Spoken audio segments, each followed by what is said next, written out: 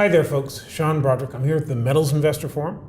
It's September 15th, and I'm talking to a great gold explorer now. This is Mr. Keough. Now, he is the CEO of GT Gold, which has been called, I've heard it called this, the best gold discovery of 2017. Is that right? Yes, that's what I've been told, Sean, and I guess there's some justification for it. All right. Well, could you just tell us about that? What is so good about this discovery? Why is the market so excited? A couple of things. This emerged as a totally off the radar until recently. The prospect, the target that's emerged as a discovery was developed by a private company, not public, no visibility. The principals behind the private company were foreigners, one Australian, one based in Switzerland. Some of the work was done by a South African guy. So all of this was under the radar for the market, and that coupled with the fact that it is an entirely fresh company and a fresh discovery. There was not a single historical soil or rock sample or drill hole anywhere near this thing. So that's been, the market likes that kind of unblemished, fresh story with no historical baggage, and they can let their imagination run in terms of how big it could be. Well, what have you guys found so far? Well, we basically drilled into a structurally controlled, high-grade gold-silver system that appears to have legs. So there's a lot of sulfide in it, high-grade golds. We're getting true widths in each drill hole that are cumulatively over 11 meters, true widths. And the grade of those cumulative intervals is generally over 11 meters as well. That's the average I'm talking about for all of our published results to date. What's the average grade then? Over 11 grams. 11 grams? Yes. Wow. But, there's tremendous variation. We announced in our last press release we had a shorter interval, 7 meters of 1.5 ounces per ton, over 51 grams. We are getting within those broad intercepts, and some of them exceed 20 meters, we get multiple high-grade hits. And then between the high-grade hits, you're getting smoke in the rock, so it's permeating. The gold permeates this package, but it's consistent in terms of the package. We know when we've drilled into it, it's there, and we know we're going to get some super hits within it over narrower intervals, coupled with these what I call potentially long-hole stopeable underground style intercepts. All right, so what area is the spread over, and have you reached the end of the system yet? Oh no, it's, so the first ever drilling started in June, right? And we have had terrific success hitting. I can tell you that every hole, core hole, and of 28 RC holes, 21 hit. Of 48 core holes that we've drilled to date, all of them have hit the system. And we know that visually, and we know it using XRF in the field, which tells us what the pathfinders are in the core. And so we've been able to just systematically extend the strike length and extend it to depth, and you'll see more evidence of that shortly. So this thing has legs to it. There's really good continuity laterally and to depth. We've got the grades and we've got the widths. So what do you think your company will be doing, say, over the course of the next year? What's the plan? Well, in the near term, the very near term plan, we've just been plowing the drilling meters into this thing. It's a helicopter supported system. I would emphasize to your viewers, though, that it's actually not remote by BC standards. It's only British Columbia standards, you mean, yeah. It's only 10 kilometers from a paved highway. And we've done all this work this summer from a helicopter-supported camp up on the target site. We're right now just focused on expanding, painting the picture as big as we can get it before the weather shuts us down. Right. And that's going to happen early in October, probably. The weather's going to shut us down. So we, to date, have drilled over 11,500 meters. We could add another 15, 20 holes between now and the end of September. In total, we'll have potentially as many as 60, 65 drill holes, core holes.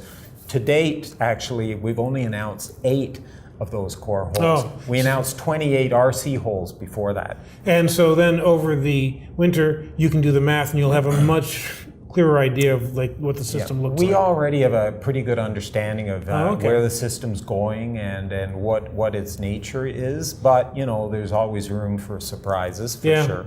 And what I can tell you is that even last fall, before we commenced the drilling, last fall, we only got public on November 22nd last year. We released the results of our soil geochemistry work that was done last summer, which was exceptionally strong. That got the attention of a lot of investors and a lot of the, shall we say, majors as well. There's been a lot of interest in what we're doing. That's no surprise to anybody because I think it's common knowledge, especially that the big companies are looking for sources of new supply and they're becoming hard to find. Right. And part of the fun of what we're doing at Saddle has been that gee whiz, this is not that remote. It's actually close enough to a highway. It's a surprise that we found what we found as close to infrastructure as we have. Mm-hmm. And there's a good reason for that. I'll happily tell you about it if you're interested. Sure. Well, a lot of your viewers may know this system, these epithermal systems, and it is an epithermal system, they typically will have quite a bit of quartz with the carbonate and minor sulfide. Our system's a little different. It is epithermal style, but it has a lot of sulfide. It's got almost no quartz in it, a little bit. Mm-hmm. And it's got a lot of carbonate. So why we figured there was nothing visible to be seen at Saddle on this discovery area historically was you add some water to the sulfide, it generates acid that eats away the carbonate, and the whole vein system disappears. It subsides below soil level. You end up with soil sitting on top. It's not like Mexico. You go to Mexico, you have a lot of quartz in their veins. Yeah. Or Arizona, you look at you can see those veins sitting up above the eroded surface. Right, you can see it right on the surface there. You can't see any of that up there. It's sheep country, mountain sheep country, on top of Saddle South. And in the Saddle North area, which is 250 meters lower and down in the valley bottom, that area is covered in glacial debris. So there's nothing to see down there. What we've been able to paint down there, there was some historical work we did in terms of soil geochem, so we knew there was a target there. We started in June this year and supplemented it in August with a lot more geophysics. And lo and behold, we've identified a very substantial IP anomaly that trends away from the area of known golden soil for now over 2 kilometers in strike length. It's really quite massive. I showed it actually in the presentation that I gave today. Mm-hmm. We know that it is gold bearing because there's scattered geochemistry in the glacial till on top. And I can tell you we put initial drill holes into that, and those results are going to come soon. But we have already informed the market in our previous releases that we hit in those drill holes the very same saddle-style mineralization. We're confident it will run gold as well because it has the XRF signature. So this is all in the public Just domain. to be clear, because I'm not sure that the viewers understand this, all the drill hole results you have are from the are actually from the south, right? That's right. From the Saddle South. Yeah. The Saddle North, you haven't even drilled that yet. Yeah. No. So we put the results. You're right. All published results to date are from Saddle South, but we put the 2 holes in the Saddle North, and those results are going to be imminent. Oh, okay. With more Saddle South results. So I know that the big companies, when they're looking at smaller projects, they like grade, they like continuity, they like area, they like area. You seem to have all 3. That you seem to have what they're actually looking for. Well, things. You know this business, Sean. So often you're disappointed in these projects. You start off, we're all hopeful in the business. That looks great as an anomaly. We're going to drill it. So you go over there to drill it.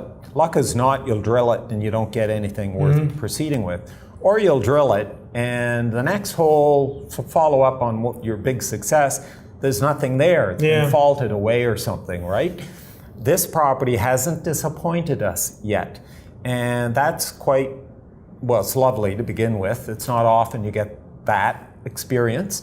The majors have noticed this, that we've been consistently able to hit and extend with good widths, strong widths and strong grades to extend the continuity down and laterally, and you'll see more evidence of that soon too. Okay. Yeah. Well, that about wraps up my questions. Is there anything you'd like to add? No, I would just say that a lot of people supported us in the early going, the early stage hot money crowd. I can tell you the institutional interest has picked up very strongly recently, and that's coming from Europe and the US. And I expect that to continue. We'll be at the Beaver Creek show shortly. Okay, great. Yeah. Thanks very much. Well, thank you. You folks stay tuned. This is another great discovery here at the Metals Investor Forum, and there's more to come. This is Sean Brodrick. Thank you very much.